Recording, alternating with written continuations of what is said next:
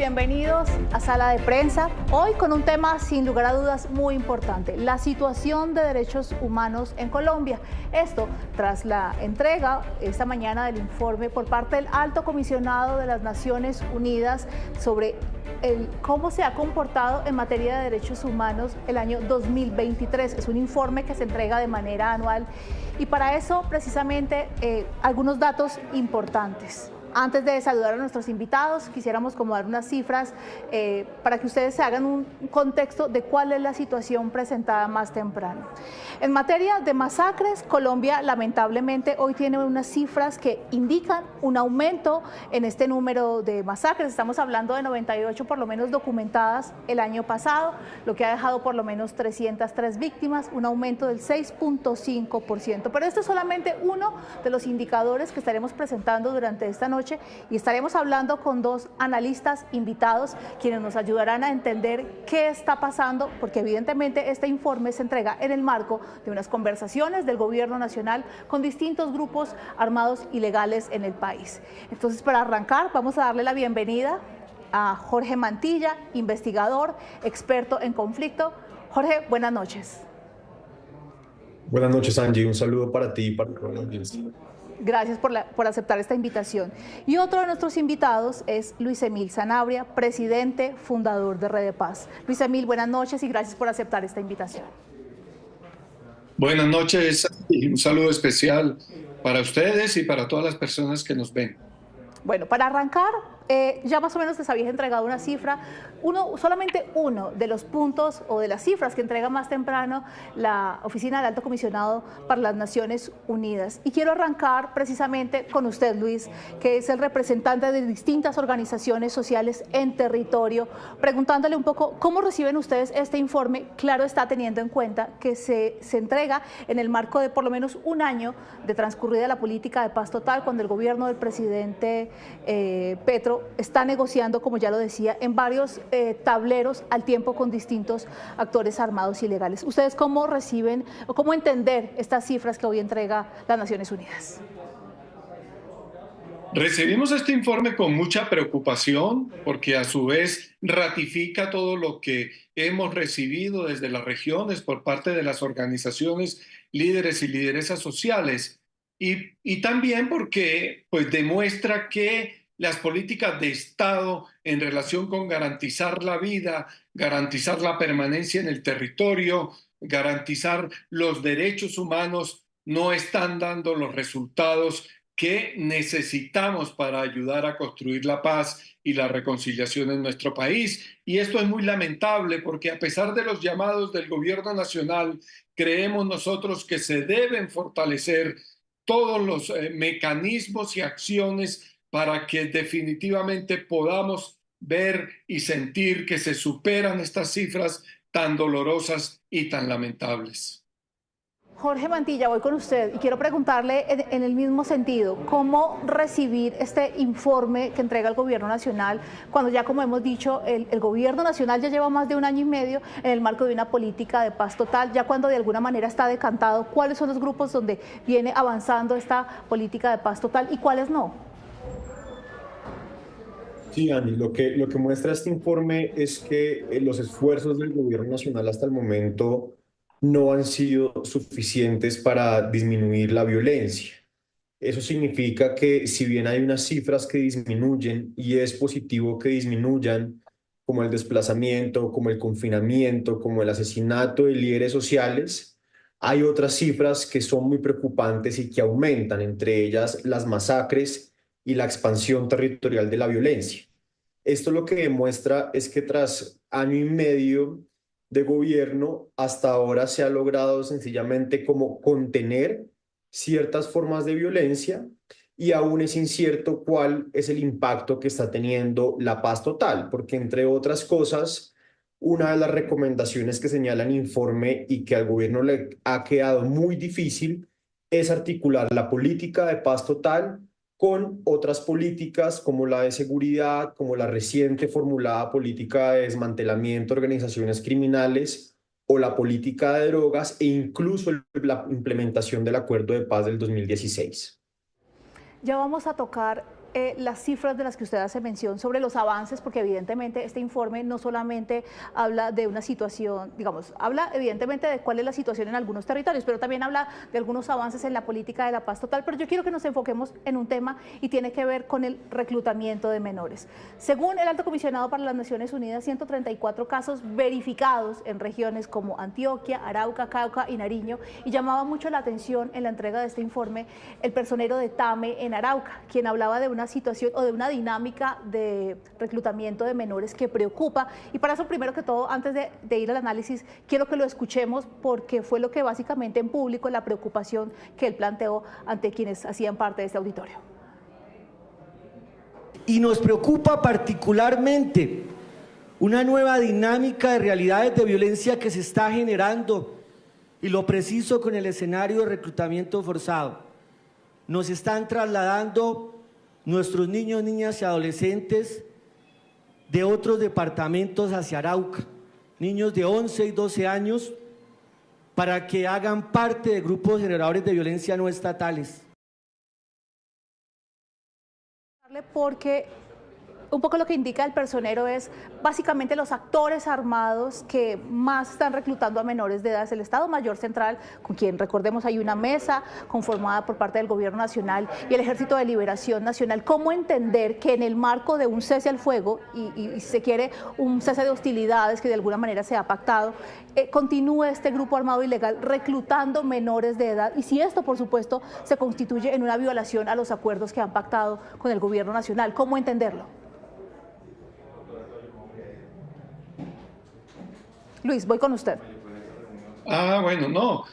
Para nosotros, vuelvo y lo digo, en esta situación de diálogos, es muy lamentable que estos grupos estén pensando más en ampliar sus fuerzas armadas, en ampliar los territorios en donde tienen influencia y, por supuesto, en seguir infringiendo el derecho internacional humanitario cuando reclutan niños, niñas y adolescentes, especialmente de poblaciones protegidas, como el caso de los pueblos indígenas o los pueblos afrodescendientes. Hemos recibido muchos informes de fundamentalmente toda la zona del oriente, de los llanos, pero también del Putumayo, del Caquetá, del Chocó, en donde se sigue infringiendo el derecho internacional humanitario porque se están reclutando niños y niñas y adolescentes menores de 18 años. Esperamos, por ejemplo, en el caso del ELN, que acaba de pactar y comprometerse en no reclutar niños menores de 15 años, lo que para nosotros es un retroceso. Esperábamos que fuera, por supuesto, menores de 18 años, pero en definitiva también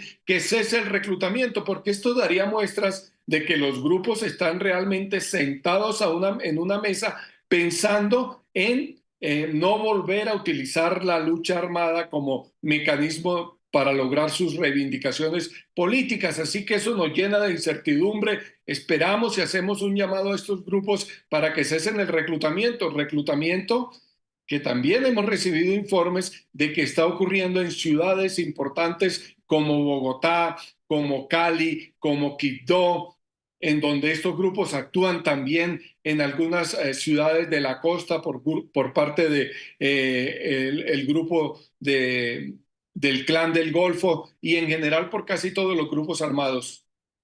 Doctor Mantilla, ¿qué tiene que hacer el gobierno? ¿Qué esperaría o cuál esperaría uno que fuera la actitud o la decisión del gobierno nacional? No solamente hablamos del reclutamiento de menores, estamos hablando de la restricción a las libertades en muchas regiones, de la carnetización, de las extorsiones, todo esto en el marco de estas mesas que evidentemente se constituyen una violación a lo pactado. ¿Cuál debería ser la posición del gobierno nacional después de 1 año y medio de conversaciones? Y esto sigue pasando. Angie, hay dos cosas que son muy importantes que en este momento el gobierno nacional tiene que hacer. Si estos procesos de paz total van a ser efectivos, tienen que conducir hacia un desarme y una desmovilización de estos grupos o de aquellas estructuras que tengan la voluntad de que esto suceda. Esto debe empezar ya a hablarse en las mesas y a mostrar señales de que así va a ser. En segundo lugar, es fundamental que el gobierno logre conectar el proceso de Estado Mayor Central con el proceso del ELN y avanzar hacia ceses multilaterales de carácter regional por ejemplo en Arauca, en Nariño, en Cauca, donde hay disputas entre estos grupos armados. Asimismo, es fundamental que el gobierno tome de una manera mucho más seria estas señales que están demostrando que los grupos armados, más que un desescalamiento, están en un proceso de apaciguamiento, es decir, fortaleciendo su capacidad de control social, de control territorial, esperando a ver si la paz total va a fallar o no y a iniciar nuevos ciclos de guerra. Esto lo estamos viendo cuando usted mira el mapa de las masacres que muestra este informe. Las masacres se concentraron en zonas donde hay disputas, por ejemplo, la Sierra Nevada de Santa Marta, el nordeste antioqueño y sur de Bolívar, y todo lo que tiene que ver con el Pacífico nariñense y el norte del Cauca. Cuando usted mira la geografía de líderes sociales, del homicidio de líderes sociales, está fundamentalmente en zonas de frontera con Venezuela y con Ecuador. Por eso, la apuesta del gobierno, independientemente de lo que suceda con la paz total, es recuperar el control territorial y garantizar la protección de la población civil. Esto que usted dice me lleva un poco a lo que revelaba el informe, y es que en el marco de estos ceses al fuego hay una recuperación, una cooptación del territorio por parte de estas estructuras. Pasó luego de la entrega de armas de las FARC y grupos armados como el Clan del Golfo, el ELN, todos crecieron de alguna manera militarmente, copando espacios. Es hora, Jorge Mantilla, de empezar a decantar, es decir, hoy estamos, como le decía, jugando por lo menos en 8 tableros de negociación, unos de negociación política, otros de diálogo y sometimiento, pero ya después de 1 año y medio es hora de que el gobierno empiece a decantar y a concentrarse no en todos los frentes, sino digamos en algunos. Hay grupos, por ejemplo, como el Clan del Golfo, con el cual digamos hay una comunicación no muy fluida con el gobierno nacional. ¿Qué debería entonces pasar en ese sentido? Yo considero que el gobierno ya lo está haciendo. Recientemente se lanzó una ofensiva contra el Clan del Golfo, con el cual además no hay un marco jurídico, no hay una ley de sometimiento por todas las reformas que en este momento están en el Congreso y están estancadas en el Congreso. Es improbable que una ley de sometimiento se vaya a aprobar en el mediano plazo. Eso dejaría sin marco jurídico y sin piso los procesos de paz urbana en Buenaventura, en Medellín, en Quibdó, al igual que el proceso con el Clan del Golfo. Por eso, lo natural en este momento es que el gobierno se concentre en el proceso con el ELN y en el proceso con el Estado Mayor Central. Una clave de esto es lo que ya ha venido avanzando de diálogos regionales de paz o de una suerte de territorialización de esos procesos a través de la figura de zonas de paz que está contemplada dentro de la Ley de Paz Total. Esto sería una suerte de salida intermedia para que en el mediano plazo el gobierno pueda llegar al final de su periodo mostrando algunos resultados y unas desmovilizaciones parciales. Yo no creo que el gobierno pueda hacer algo más allá de eso. Antes de que entremos en el tema de territorialización de las mesas, que es un poco en lo que ha insistido este nuevo alto comisionado para la paz e incluso el ELN, yo quiero que escuchemos justamente lo que dijo más temprano Juliet Ribeiro, la representante del alto comisionado de las Naciones Unidas, frente a este panorama en materia de derechos humanos que entrega el día de hoy.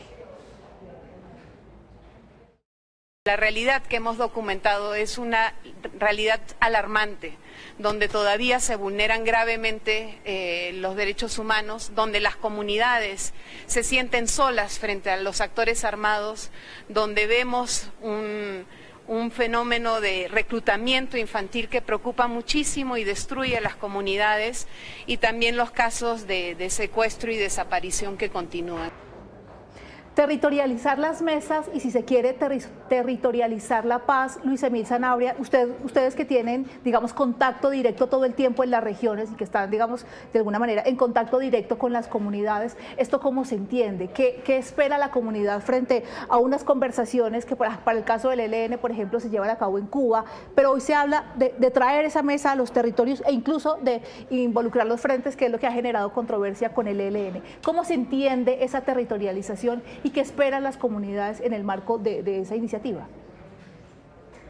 Nosotros creemos que la territorialización debe darse primero de la mano de las organizaciones sociales, tanto nacionales como territoriales. Debe buscarse un diálogo complementario, diría yo, a todo este proceso de diálogos con los grupos armados, con las organizaciones sociales, de tal forma de que fortaleciendo el diálogo ciudadano, fortaleciendo el diálogo civil, construyendo acuerdos, podamos avanzar de abajo hacia arriba en el marco de un gran acuerdo nacional. Es decir, lo territorial es importante, va a ser muy importante, se debe desarrollar, pero debe entenderse que lo territorial, la construcción de la paz territorial sin el logro o sin avanzar en una paz nacional, en un acuerdo nacional, es muy difícil. Ya la hemos comprobado en otros ejercicios. ¿Por qué? Porque, en primer lugar, el Estado no ha cumplido, no ha tenido la capacidad de copar los territorios en donde se han logrado procesos de paz, y en segundo lugar siempre se ha implementado una estrategia más ligada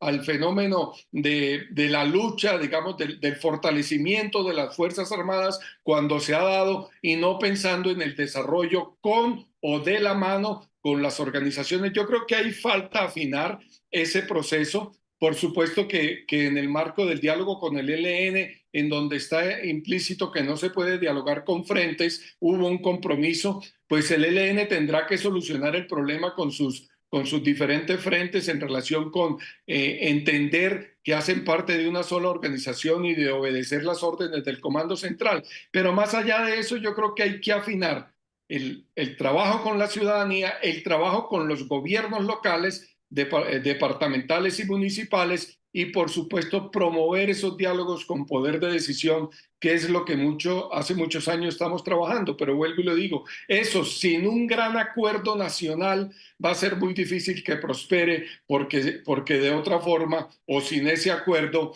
no tendrían las comunidades un respaldo real para fortalecerse y para decirle a los actores armados que no los quieren en su territorio. Doctor Mantilla, y le traslado la pregunta, ¿qué significa esa territorialización o esa participación de la sociedad civil en el marco de esas mesas de diálogo? Y se lo pregunto porque evidentemente hace algunos días veíamos cómo la mesa con el ELN entraba en crisis por lo que, digamos, esa insurgencia acusaba al gobierno de contactos directos con los frentes. No es un secreto para nadie que el gobernador del departamento de Nariño ha dicho, si no se articula a los frentes que están allá, que incluso son las mismas comunidades, son algunos miembros de la misma comunidad quienes hacen parte de esas guerrillas, quienes hoy tienen que sentarse a hablar con la población y con el Estado. ¿Cómo articular sin que haya un choque de trenes, como ya ocurrió en la mesa con el ELN, como puede ocurrir si esto, digamos, no se centraliza en la mesa con el Estado Mayor Central de las FARC, por ejemplo?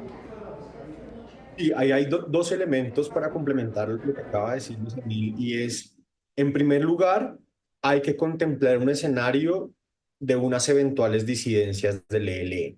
Eso pasa en todos los procesos de paz, es una de las lecciones que aprendimos en el caso, una lección dolorosa que aprendimos en el caso del proceso de paz con las FARC. Pero independientemente de eso, hay dos elementos que son principales. En este momento, ninguno de los dos procesos tiene unas agendas temáticas claras y definidas. Aquí se ha hablado de alivios humanitarios, se ha hablado de participación de la sociedad civil, etcétera, pero no sabemos en realidad cuál es la agenda que ellos llaman, digamos, las causas estructurales de la violencia. Es una agenda sobre educación, sobre medio ambiente, sobre qué quieren negociar. En el caso del Estado Mayor Central, en el último acuerdo se mencionan más de 13 temas de agenda nacional, pero no están claras cuáles son esas conversaciones sobre las reformas necesarias para que estos grupos dejen las armas. Por esto, en segundo lugar, el hecho de que ahora hayan nuevos mandatarios locales es una oportunidad fundamental para que estas agendas territoriales, estos conflictos por tierra, sobre temas de medio ambiente, sobre falta de oportunidades, se puedan incorporar en los planes locales de desarrollo y de alguna manera ir quitándole sustento a esta violencia que estamos viendo en las regiones. Ahora bien, hablemos de los puntos positivos que destaca el informe de las Naciones Unidas, porque evidentemente, si bien el conflicto se concentra en aproximadamente 206 municipios donde, según el informe, hay una situación dramática en materia de derechos humanos, también existe mejoría. Entonces, por ejemplo, hablamos del tema del desplazamiento. Para el año 2023 fueron 62.967 personas que salieron de sus territorios. Eso significa una reducción de al menos el 22%. Una mejoría en el tema de los confinamientos, pese a los paros armados decretados en el Chocó por el ELN, el más reciente en Caquetá por las disidencias del Estado Mayor Central de las FARC, FARC, y también una mejoría en las cifras sobre el porcentaje de asesinato a miembros de las extintas FARC. ¿A qué se debe esta mejoría, si se quiere? ¿Y en qué sintonía entonces ha estado el gobierno para lograr que estos indicadores de alguna manera mejoren versus otros que se encuentran completamente deteriorados? ¿Qué está pasando? Luis Emil, empiezo con usted. Bueno, yo diría que de alguna forma todas las mesas dan algunos resultados importantes en este caso en la disminución del desplazamiento y del confinamiento y de otros hechos violentos, ¿no?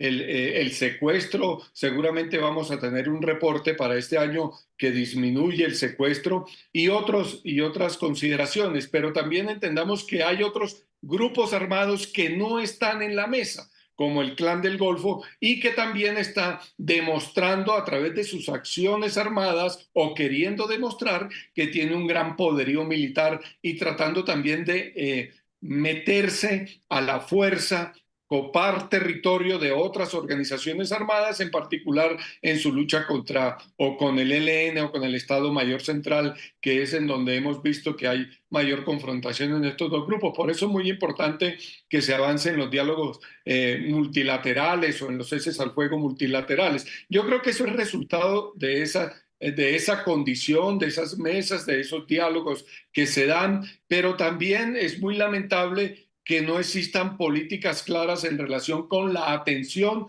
a la población desplazada o a la población confinada. La población confinada deja de serlo porque los actores armados lo deciden, no porque haya de alguna forma unos planes que ayuden a que las personas o rompan el confinamiento o se les obligue a los actores armados a que dejen de confinar. Algunas actuaciones hacen las guardias indígenas y cimarronas. Yo creo que por esas son las razones por las cuales muchos de los índices de asesinatos y de masacres afectan fundamentalmente a estas poblaciones. Antes de hablar sobre el rol que ha tenido el Estado, el gobierno nacional en el marco de estas conversaciones, particularmente para evitar la crisis humanitaria, yo quisiera que escucháramos, porque también en el marco de la entrega de este informe, hablaba una de las representantes de una organización social haciendo un llamado al gobierno nacional que, según lo que ella indica, no necesariamente estaría en sintonía frente a lo que hoy está, frente a la situación pues, que hoy se vive en los territorios en Colombia en materia de derechos humanos. Escuchemos. Aquí de nuevo el llamado de las plataformas de derechos humanos al señor presidente de la República. Señor presidente, reúnase con las personas defensoras de derechos humanos, atienda a nuestras organizaciones, reinstalemos lo más pronto posible la Mesa Nacional de Garantías. Nos quedamos esperando al gobierno en septiembre del año pasado, el gobierno no llegó. Es urgente reinstalar esa mesa. Jorge, el gobierno no llegó. Es un llamado básicamente o directamente al presidente Gustavo Petro. ¿Cuál ha sido el papel del Estado, digamos que en esta coyuntura o en esta situación de deterioro de derechos humanos en Colombia? ¿Qué ha faltado frente a la presencia del Estado en los territorios? Bueno, lo que ha faltado fundamentalmente es un acompañamiento de las comunidades que en muchos lugares han quedado solas y bajo el dominio de estos grupos. Yo, por ejemplo, considero que la disminución del desplazamiento y del confinamiento tiene que ver con una transformación de la relación de los grupos con las comunidades allí donde ya controlan ciertos territorios y no les es necesario ni desplazar ni confinar porque tienen un control. Este control se evidencia en temas como la extorsión o como el reclutamiento que están muy asociados a esto.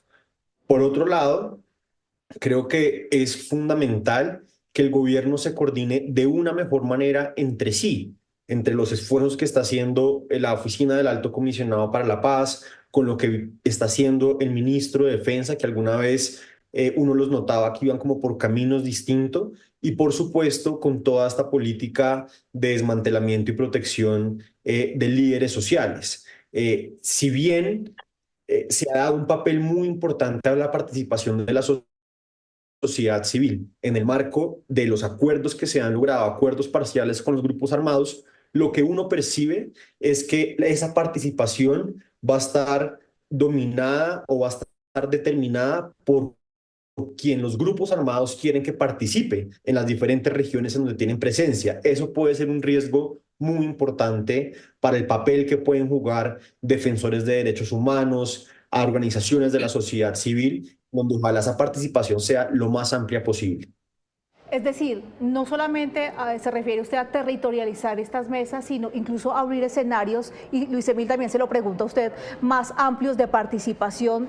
Por ejemplo, vemos que para la mesa del ELN hay representación de las comunidades, pero digamos que toda la diversidad o todo el universo evidentemente no está ahí representado, y muchos reclaman, lo escuchábamos más la semana pasada, antepasada, la gobernadora del departamento del Chocó, que pedía al presidente representación de ese departamento, el más azotado por paros armados. Estábamos hablando de más de 6 en el último año. Luis Emil.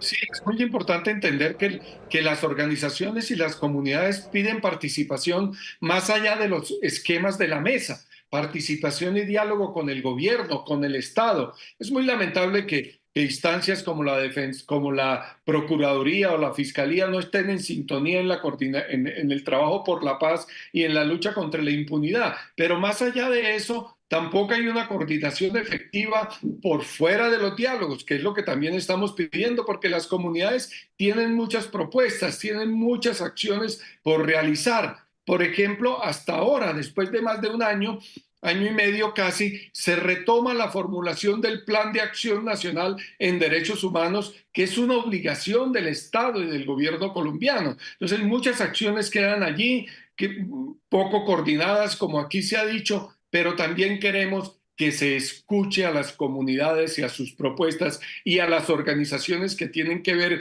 con todo este ejercicio, organizaciones nacionales que se están coordinando para esta tarea, y que tampoco, como aquí se ha dicho, como lo dijo la compañera de las plataformas de derechos humanos, tampoco con las organizaciones sociales de carácter nacional que tienen presencia en los territorios se ha logrado un diálogo fluido para poder coordinar, colaborar y realizar acciones que fortalezcan el papel ciudadano en la construcción de la paz y en la defensa de la vida y los derechos humanos.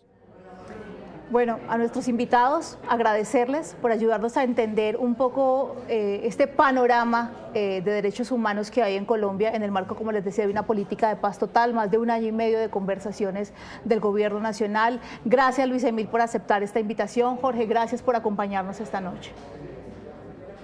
Bueno, muchas gracias a ustedes. Bueno, y a todos ustedes, nuestros usuarios, hasta aquí por hoy en Sala de Prensa. Continúen ustedes con nuestra programación en Noticias Caracol Ahora.